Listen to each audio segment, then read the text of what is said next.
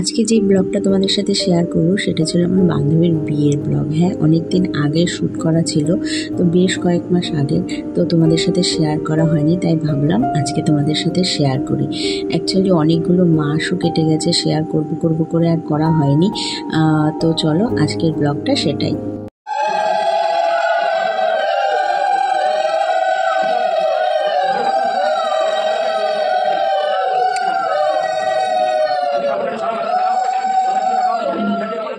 Hello সবাইকে, কেমন আছো সবাই? আমার নতুন একটা ব্লগে সবাইকে অনেক অনেক স্বাগত জানাই।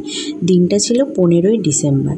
আমার কলেজ ফ্রেন্ডের বিয়ের অনুষ্ঠান পর্বে আমি পৌঁছে গিয়েছিলাম। সকাল থেকেই আমাদের নিমন্ত্রণ ছিল, তো যথারীতি আমি তো একটু লেট হয়ে যাই, সব কিছু গুছিয়ে তারপরে যেতে যেতে আমার প্রায় ওই 12:30 থেকে 1টা বেজে গিয়েছিল। তো আমি যখন ওর বাড়িতে গিয়ে পৌঁছাই, তারপরেই ওর শ্বশুরবাড়ি থেকে ওকে আশীর্বাদ করতে এসেছিলো। বেশ কয়েকজন এসেছিলো আশীর্বাদ করতে, প্রায় 15 থেকে 20 জন। তো যেহেতু ওর যে ফ্যামিলিতে ওর বিয়ে হচ্ছে একটু যৌথ পরিবার, তো তার জন্য আশীর্বাদ করতেও বেশ অনেকজন লোক এসেছে। তো যথারীতি এখানে আশীর্বাদ পর্ব চলছে। তো আশীর্বাদ করে সবাই ওকে গিফট দিয়েছে, অনেক গিফট পেয়েছে। তো আমিও সেটা ক্যামেরাবন্দি করে নিয়েছি তোমাদের সাথে শেয়ার করব বলে। আর আশীর্বাদের লুকটা কেমন লাগছে আমার বান্ধবীর, একদম ইয়েলো একটা জামদানিতে সেজে উঠেছে, খুব সুন্দর লাগছিল ওকে দেখতে, ভীষণ ভীষণ মিষ্টি লাগছিল। তো অনেকগুলো দিন পরেই ওর সাথে আবার আমার দেখা হয়েছে। ফোনে কথা হতো, এমনি সামনাসামনি দেখা অনেকগুলো দিন পরেই হয়েছে। বিয়ে ঠিক হওয়ার পরে যখন ও আমায় জানিয়েছে, তার আগে একবার আমরা মিট করেছিলাম। তো ওর আইবুড়ো ভাত তো এমনি বাড়িতে এসে আর দেওয়া হয়নি, কিন্তু আমরা রেস্টুরেন্টে দেখা করেছিলাম, সেখানে ওর ছোটো করে একটু আইবুড়ো ভাত প্ল্যানিং করেছিলাম। তো এখানে ওর আশীর্বাদ পর্ব চলছে। আর এই দেখো কুহু দুটো ঝুঁটি বেঁধেছে। তো ওখানে আশীর্বাদ হয়ে যাওয়ার পর তারপরে আমরা চলে এসেছিলাম গায়ে হলুদের এখানে। তো এখানে গায়ে হলুদ করছিল, যেহেতু মেকআপ করবে বলে গায়ে খুব বেশি হলুদ দেওয়া হচ্ছিল না, কারণ ওর মেকআপ আর্টিস্ট বলেছিল হলুদটা একটু জাস্ট নিয়ম অনুযায়ী ছোঁয়াতে। তো এখানে দেখো গায়ে হলুদ হয়ে যাওয়ার পর যথারীতি সবাই সবার ফটোশ্যুট করলো।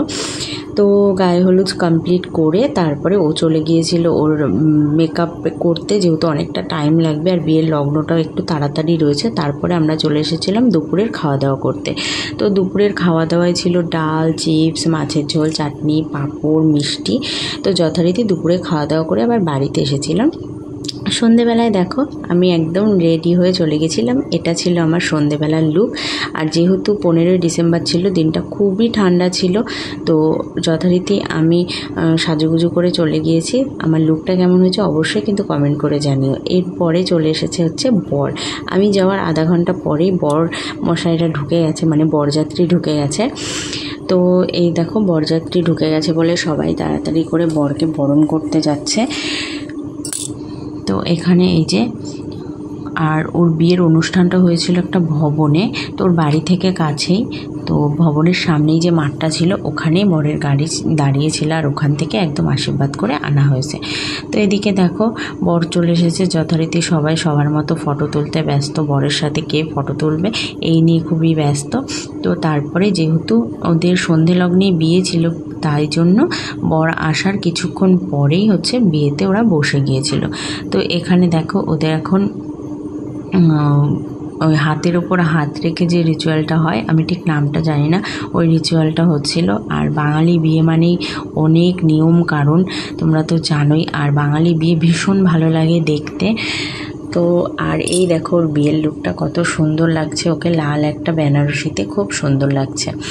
তো এখানে ওদের বিয়ের অনুষ্ঠান হচ্ছে, তো আমিও দাঁড়িয়ে দাঁড়িয়ে এসে বিয়ে দেখছিলাম। আর এখন হচ্ছে ওদের সিঁদুরদান, যেই মুহূর্তের জন্য এত আয়োজন, এত অনুষ্ঠান, সেই মুহূর্তটা খুব এখনই চলে এসেছে। এবার দেখো সিঁদুরদান করে মুখটা ঢেকে দেওয়া হয়েছে।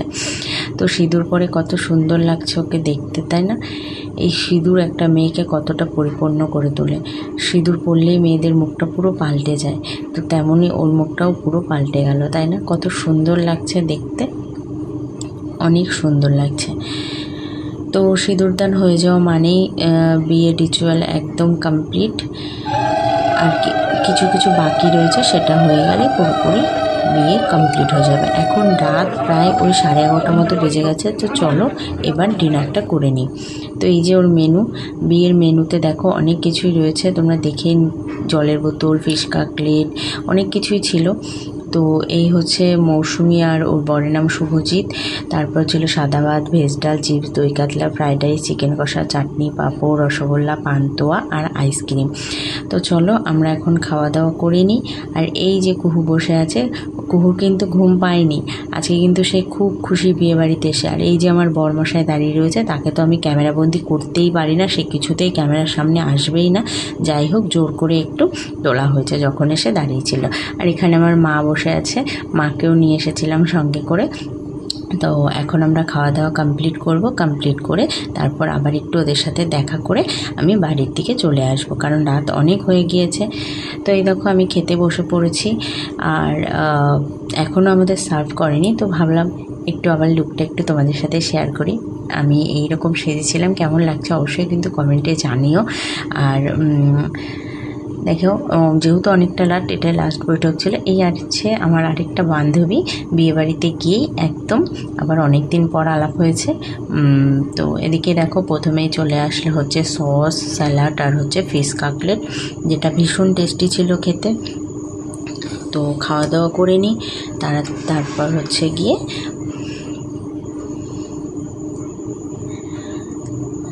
তো ফিশ কাটলেটের পরে তো তোমরা দেখলেই ছিল হচ্ছে চানা মশলা আর হচ্ছে